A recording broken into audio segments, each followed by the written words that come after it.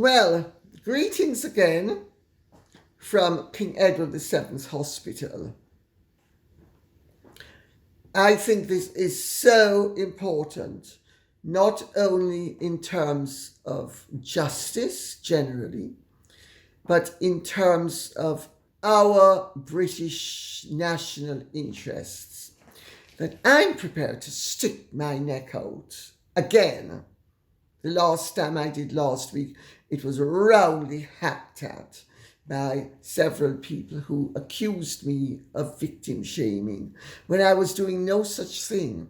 I simply was making the point that somebody can both be a victim and a perpetrator at the same time.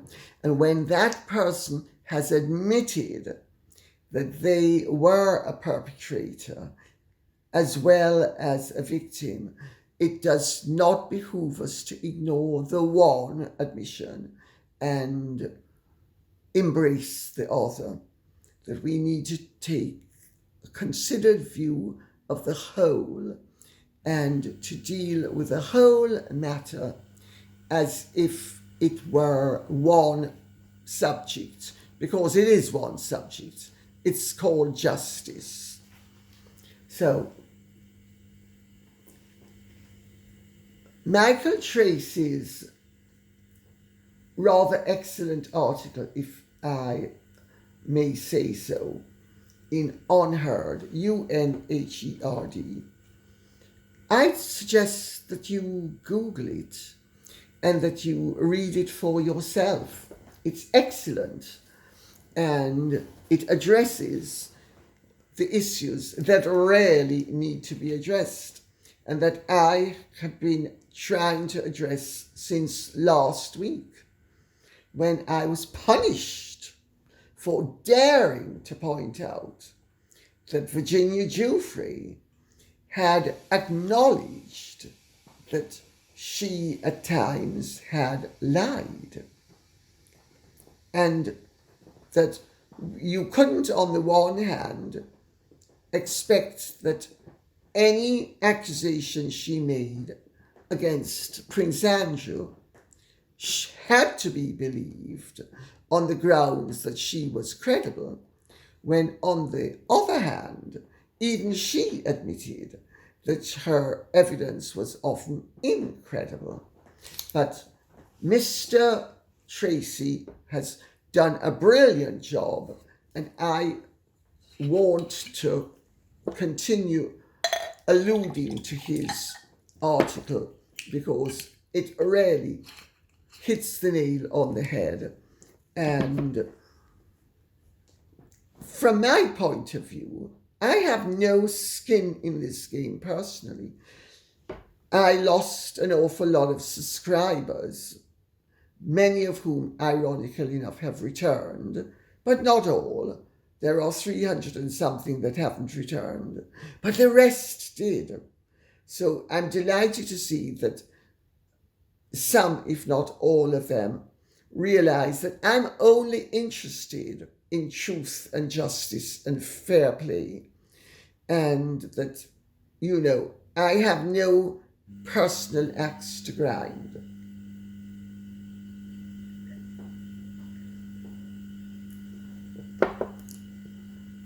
The morphine is an absolute killer. It sucks every bit of moisture out of the throat. According to Michael Tracey, Giuffre's latest memoir is presented to the public as a work of non-fiction. She likewise originally presented the 2011 memoir as non-fictional, as confirmed by literary agents who were originally pitched the book. We covered this yesterday, but I think we should just redo it. It was to be an expose on the sordid crimes of some of the world's most prominent politicians, academics, and business people, pitched as a human interest story that could appeal to the Oprah female set as well as the Wall Streeters who follow Epstein. However, when the draft manuscript was eventually excavated over the course of litigation Giuffre had initiated against Maxwell, a multitude of claims it contained became untenable to defend. Now let's remember, just because people are famous doesn't mean that one should be able to lie brazenly about them. And the fact is, however, especially in the United States of America, you cannot sue for defamation when you are a public figure unless you can also prove malice. Now, Virginia Giuffre knew her way very well around the law, and she knew that she could actually hurl a whole load of brickbats at a whole load of famous people and get away with it because they were famous, and the laws of defamation would make it virtually impossible for them to prove that she was being malicious. Well, that one failed where Alan Dershowitz was concerned, because being a lawyer, he knew that he could go in hell for leather and assert that she was being malicious since they'd never met, and that she would ultimately have to fold, which is what happened. Prince Andrew also wanted to fight his corner, but he was, and I've said this because I've covered all of this contemporaneously as well as contemporarily. And Andrew wanted to fight, but he was informed that he couldn't fight for several reasons. One of which was the case was being heard during the Queen's Jubilee year. The case had been set up to neutralize Virginia Giuffre so that her claims against Bill Clinton would, as a result of losing this case, which they knew she would lose, the Prince Andrew case, that she would be forced to settle, and that he would be forced to settle. Because if I knew that Cyrus Vance Jr. and the Democrats, including Judge Kaplan, who was busy ruling adversely at every turn against Prince Andrew, so the message would be delivered that this was not a fair hearing or a level playing field, and that ultimately he'd better settle.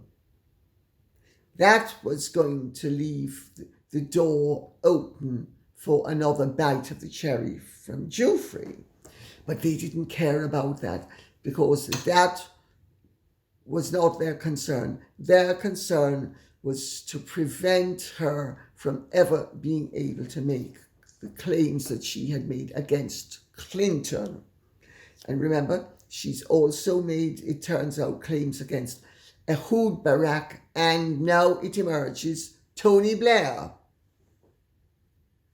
I mean, this must have been the most unfortunate woman on earth, because every single famous man she read about, much less ran across, ended up doing something untoward toward her. But anyway, in the new memoir, Wallace makes brief mention of the early fictionalized draft, but explains that Giuffre chose to fictionalize in order to protect herself from retaliation by the powerful men she was accusing of sex crimes. Wallace has, however, copy and pasted entire passages from the earlier draft with a few minor cosmetic adjustments.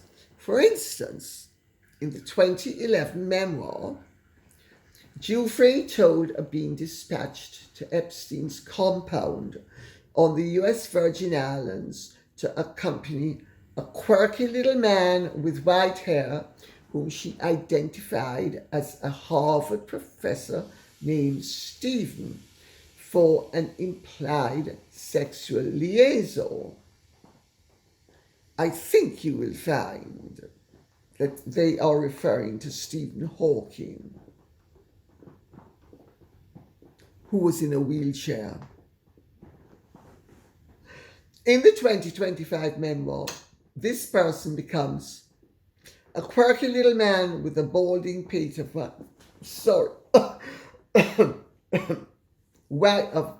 white hair and a generic psychology professor. In the original memoir, Giuffre recounted that the man, quotes, asked if he could receive one of the delightful massages he had been hearing about from Giuffre, end of quotes. In the new memoir, this loose paraphrase morphs into a direct quote, with the unnamed professor purportedly asking Giuffre if he could have, quote, one of your famous massages that Giuffre has told me so much about. All of this is important because it shows the synchronicity with which the juggernaut has been hurtling into our political institution, causing untold damage, not only to the people involved, but the national interest as well. Giuffre has intercourse with the man in both memoirs. Of course, he must have ravished her because he was totally crippled. In the first rendering, though, and she's actually mentioned his name before, that's how I know it. In the first rendering, though, she offers the man a second sexual opportunity, which he politely declines. Quotation, that night after dinner and my mixed cocktail of Xanax and red wine, Giuffre wrote in 2011, I asked if he'd like another massage before I went to bed. He just wanted to stay up watching movies in Giuffre's theatre room. As peculiar as that request was to me, I didn't argue with it. I just hoped I hadn't disappointed him. I showed him how to use the remote and turn off the TV when he was finished before going to bed. In the new version, however, Giuffre's description of herself as the initiator is removed. Of course, she couldn't be the initiator, otherwise she wouldn't be able to pose as the victim. But much of the rest is simply reproduced from the old version. Quote, we only had sex once, though, writes Giuffre Wallis. Quote, the next night, the man told me he wanted to watch movies instead. I showed him how to use the remote control on Epstein's largest TV and how to turn it off when he was done, and I went to bed. I was glad for the night off, but I remember feeling worried that I'd somehow disappointed the professor in a way that he'd share with Epstein. Do you see how cleverly she is fabricating terror? A terror that she is now hoping that we, as the reader, will be induced to believe actually existed. I mean, maybe you can't see, but I certainly can. Nor is any mention made in the 2025 memoir of the fact that when Giuffre was later questioned about this encounter in a formal legal deposition, she explicitly retracted the whole story. Asked by a deposing lawyer, did you ever have sex with this person? Stephen Hawking. The name was Stephen Hawking, Professor Stephen Hawking, author of something about time, I can't remember, The Fullness of Time, or A Brief Something of Time, A Brief History of Time, something like that. One of the most popular books ever written. Nobody could understand it, but it flew off the shelves. Did you ever have sex with Stephen Hawking? Giuffre replied, no. No. So which is it? Which version of this tale, because we now have 3 separate versions, which is the truth? Revelations in the book relating to Prince Andrew have filled the British press in particular with wall-to-wall outcries of vitriolic censure. One esteemed royal biography was even moved to proclaim Andrew's alleged trail of depravities and likely criminal exposure had saddled the monarchy with its most damaging crisis since the 1936 abdication of Edward VIII. Evidently, few see any issue with making such grand proclamations on the basis of this vaguely fictionalized material. I mean, do you begin to see the enormity of this situation?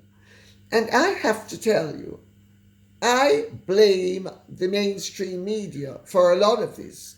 They are the ones who have uncritically run with a narrative that they have known all along cannot be substantiated effectively. Leading the charge has been the Mail. The Mail has been leading the charge because the Mail has its backside to cover, because it is the one who, through Sharon Churchill, tracked Virginia Giuffre down, induced her to revive her earlier interests, let's put it that way, and gave her significant sums of money. They gave her, if I remember correctly, either $60,000 or $80,000 for the photograph, and another $160,000 or some such thing for the efforts of a memoir.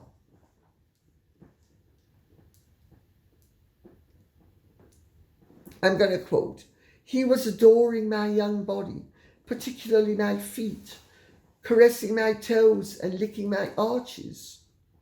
Giuffre wrote in Memoir 1 of the time she says she was trafficked to Andrew in London. Quotes, "This was definitely a first for me, and I couldn't help but laugh. I hoped he didn't expect the same treatment back." She now writes in Memoir 2, quotes, "He was particularly attentive to my feet, caressing my toes and licking my arches. That was a first for me, and it tickled me. I was nervous he would want me to do the same to him." End of quotes. Then Mr. Michael Herd observes, that is his name, isn't it? Because I have to tell you, sorry, Michael Tracey. Sorry, my brain is like pap.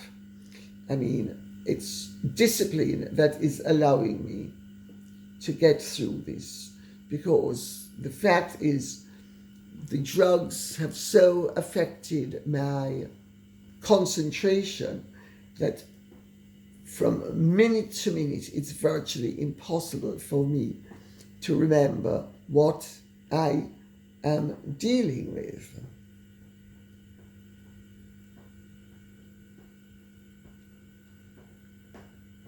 Michael Tracey says, when ordinary people read such an account in a memoir, they assume that it took place, and it's considered ethically defensible to reflexively ascribe truth to sexual assault claims, believe the victims.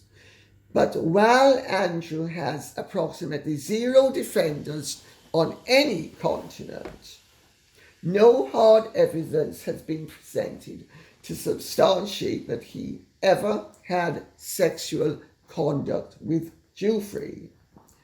The main piece of evidence is a photo of disputed provenance from March 2001, which shows him with his arm around the waist of a smiling Giuffre, who, let me interject at this point, sent the photograph by her own account to her aunt, proudly saying that she had had the pleasure of meeting the prince.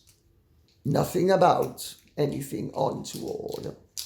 At that time, she was proudly boasting about something that she would later on flip into something rather more ominous.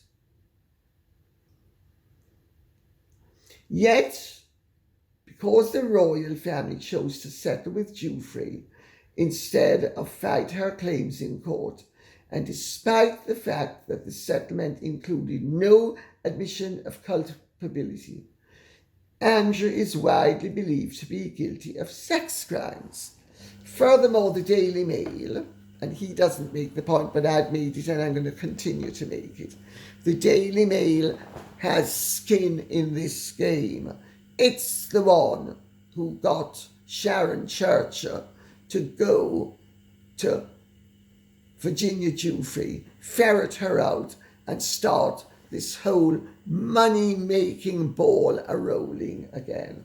Money for them and money for her. Furthermore, the Daily Mail, which first reported an encounter between Giuffre and Prince Andrew, paid Giuffre $160,000 for this story in 2011, plus serialization revenue. The journalist who produced that story also wrote for the Daily Telegraph in Australia that, quote unquote, Giuffre said there was never any sexual relationship between the prince and herself. Let's remember this again. Sharon Churcher, writing for the Daily Telegraph in Australia, quoted Virginia Giuffre saying that there was never any sexual relationship between the prince and herself. The Daily Mail also made that point repeatedly in these years that followed. That's right. Do we begin to see the tremendous lacunae in this matter? Representatives for North, Doubleday Publishing Group, for Giuffre's publisher, provided me with a statement claiming that, quotes, the book was fact-checked and legally vetted. A spokesman told me that the book is a memoir and it is non-fiction. Another curiosity, anyone who has spent any length of time following the endless Epstein saga will be surprised that the name Alan Dershowitz makes only the most fleeting appearance in the book. For nearly a decade, Giuffre made sensational accusations against the Harvard law professor, claiming that he sexually abused her as a minor on at least 6 separate occasions, and describing each session in granular detail. However, in 2022, Giuffre's lawyers drafted a statement confessing that she may have made a mistake. Giuffre, for her part, claims that any memory lapses or discrepancies in the public record are immaterial. When you're abused, you know your abuser. I might not have the dates or times right, but the places might not even be right. But I know their faces, and I know they've done this to me, she writes. Given the context of her repeated mistakes, he has that in quotation marks to emphasize the irony of the situation. Other Giuffre's recollections may also warrant skepticism. In the early section of the new memoir, she claims she was raped, enslaved, and trafficked by a large number of people, even before she met Jeffrey Epstein. First, she describes how she was ravished, let's use that word instead, by two teenage boys in the back of a car. Charges against them were later dropped owing to what police said was her lack of credibility. They could have and they should have at that time charged her with the crime of making false representations, but they didn't. It would have saved an awful lot of lives and an awful lot of pain for an awful lot of people. Court filings document another separate claim that a different 17-year-old ravished again her. Those charges were also dropped. She had to have been the most unlucky human being who ever walked the face of this earth, because it seems as soon as she put on shoes, she was ravished. Later, she recounts, and I'm not making light of the fact that if she was ravished, according to her, it was by her father and a friend of his, and they should have been held responsible. Do I believe her? No, I don't. I certainly wouldn't want to see Mr. Roberts charged with any crime as a result of her accusations. I think if you have seen the movie Leave Her to Heaven with Gene Tierney, you will see Virginia Giuffre. Later, she recounts how she was walking down the street one day when a white van pulled up beside her and the driver asked if she needed a lift. I'm going into all of this because he's done his research and it substantiates not only my research, but a lot of what I have been saying over the years. She got in and was thereafter brutally ravished, instead of the four-letter word rhyming with tape. She says, with the muzzle of a gun stuck into her mouth. She was then repeatedly trafficked and again ravished, but the shortened version, by the owner of a modeling agency in Miami, the owner of a horse farm in Ocala, Florida, and the owner of a nightclub in Fort Lauderdale. She also introduces for the first time that she was continuously ravished again, instead of the four-letter word, by her father as well as her father's friend. Once she met Epstein, she concedes, she was ravished and trafficked by so many men. Sorry, I'm in agony. I'm going to have to shut this and try to make myself more comfortable. Sorry. Ooh.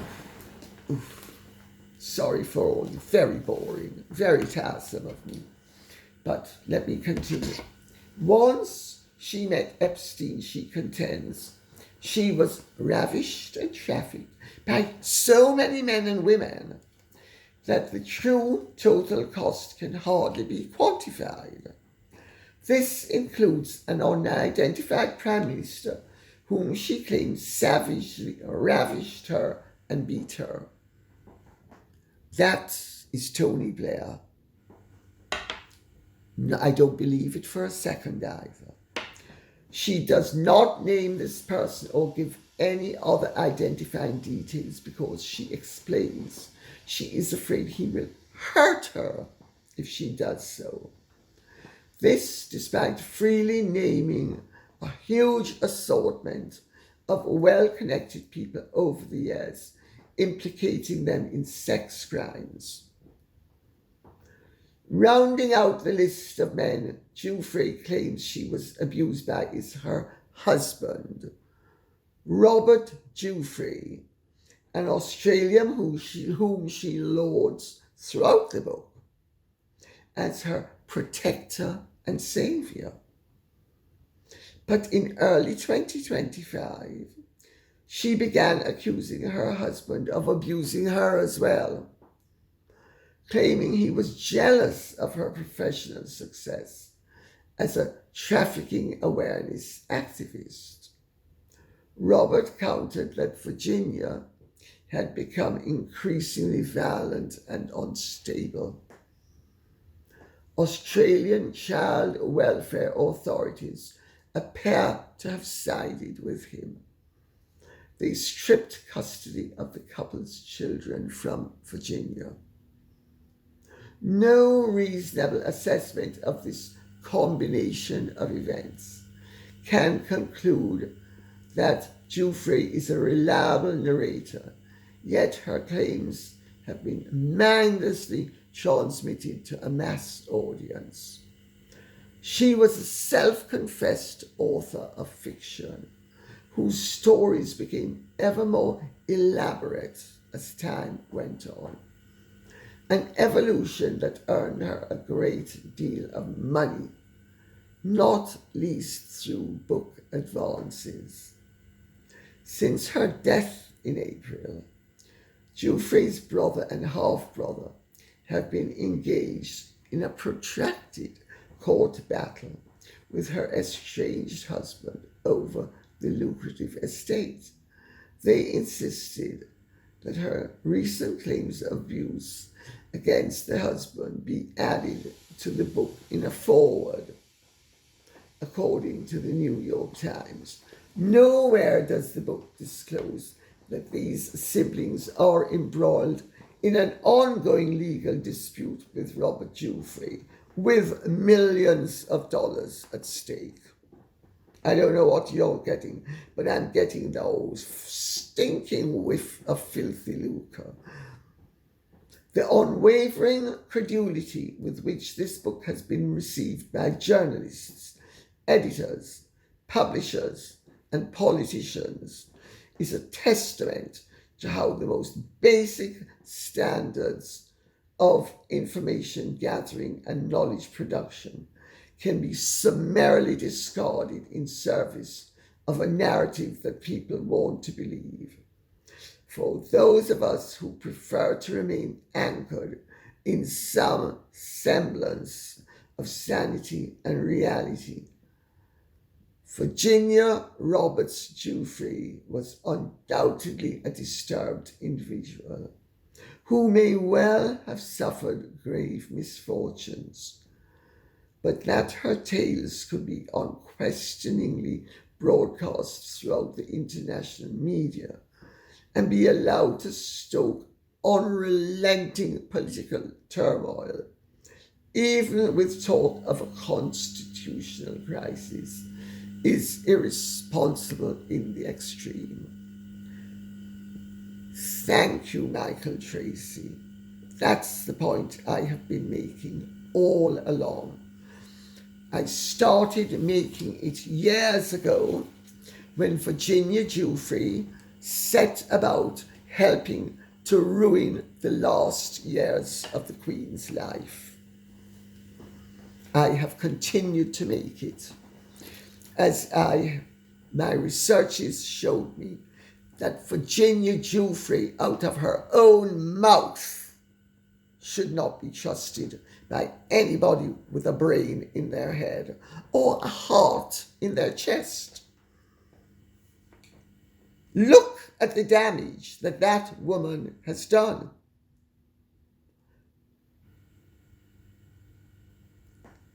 I think the time has come for people to stand back and examine with some discernment the claims of a woman who was clearly extremely disturbed and who, by the account of others, did not know the difference between right and wrong. People who knew her well say she did not know the difference between right and wrong. Rena O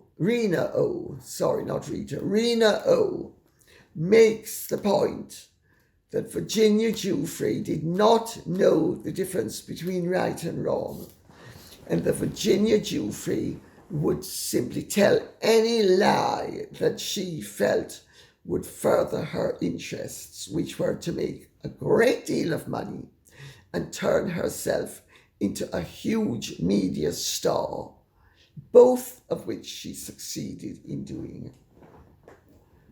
Do we seriously want to be a part of a lynching that should not be taking place at all? Don't you think it's about time that we said no?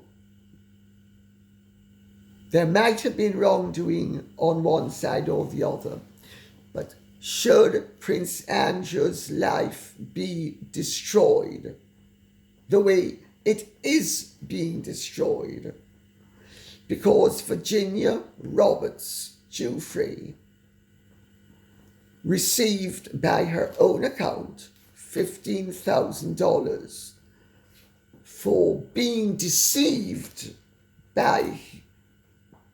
She deceived Prince Andrew, according to her own account, into thinking she fancied him. I mean, there's every possibility that she really did hope that they'd have had some relationship. And I'm not knocking her if she had that hope.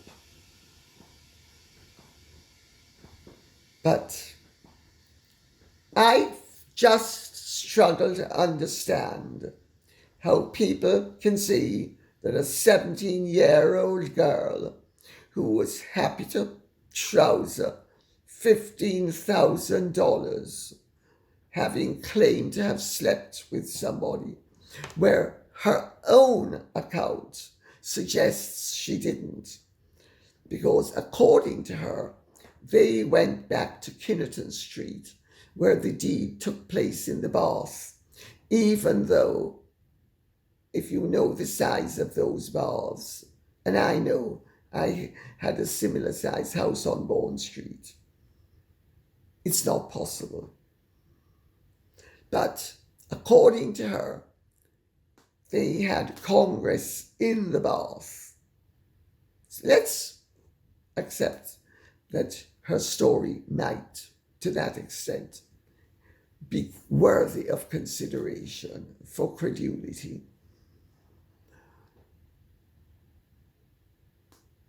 She says they spent the night together.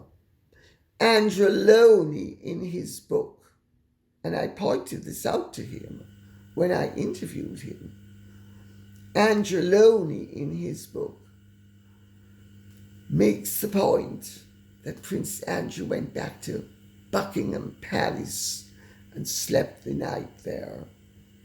Now, I am not excusing any of Andrew and Sarah's bad behavior, but really, I would prefer to see that somebody be punished for what he did do, rather than be punished for something it's very likely he didn't do. And why is it very likely he didn't do it? Because his accuser is by her own somebody who invents information as and when it suits her to do so.